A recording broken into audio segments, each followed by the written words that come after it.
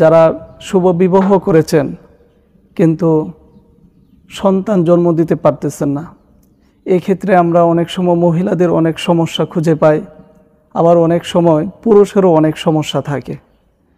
নারী পুরুষ যাদেরই যে কোনো সমস্যা থাকুক না কেন, আমরা সেই গোপন রোগের চিকিৎসা দিয়ে থাকি। বিশেষ করে যাদের এজাসপার্মিয়া, একেবারে শুক্রাণু নাই, স্পাম জেরো, তাদেরকে আমরা গাছন্ত ঔষধ দিয়ে থাকি। আমরা 40টি গাছের পাতা, শিকড়, বিভিন্ন গাছ দিয়ে আমরা এই ঔষধ আপনাদের জন্য তৈরি করেছি।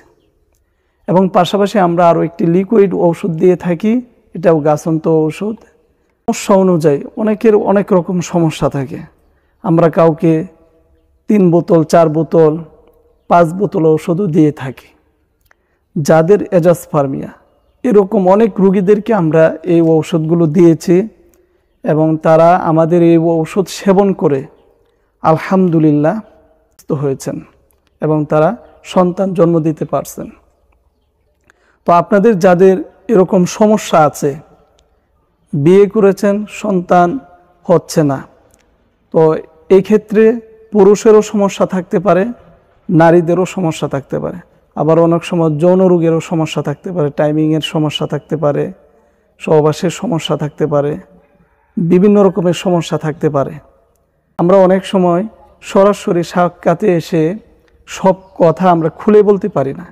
এজন্য আপনাদের জন্য আমরা একটি গোপন ব্যবস্থা রেখেছি, সেটি হলো আমাদের স্ক্রিনে দেখানো নাম্বার 01965947974। এই নাম্বার আপনি ফোন অথবা ভয়েস মেসেজের মাধ্যমে আপনার সমস্যাগুলো আমাদেরকে বলতে পারেন। আমরা শতভাগ গোপনতার সাথে আপনাদের কথাগুলো আমরা শুনে আপনাদের সমস্যা অনুযায়ী আমরা আপনাদেরকে ঔষধ দেওয়ার চেষ্টা করব ইনশাআল্লাহ।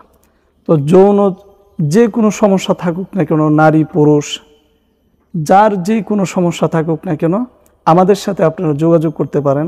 আমরা অনলাইনের মাধ্যমে সারা বাংলাদেশে এই ঔষধগুলো হোম ডেলিভারি দিয়ে থাকি। তো যাদের এই সমস্যা আছে তারা আমাদের সাথে যোগাযোগ করতে পারেন 01965947974 এই নাম্বারে। এই নাম্বারে হোয়াটসঅ্যাপ এবং ইমো খোলা রয়েছে। যারা প্রবাসে থাকেন তারাও আমাদের সাথে হোয়াটসঅ্যাপে বা ইমোতে যোগাযোগ করতে পারেন। ইনশাআল্লাহ তাআলা আপনাদেরকে সঠিক পরামর্শ এবং কোরআনের আমল এবং ঔষধ দেওয়ার চেষ্টা করব। তো সকলে আমাদের জন্য দোয়া করবেন, আমরা যেন আপনাদের বেশি বেশি খেজমত করতে পারি। আল্লাহ তাআলা যেন সেই তৌফিক আমাদেরকে দান করেন, আমিন। আপনারা সকলে ভালো থাকবেন, সুস্থ থাকবেন। আজকের মতো এখান থেকেই বিদায় নিচ্ছি। ওমা তৌফিকি ইল্লা বিল্লাহ।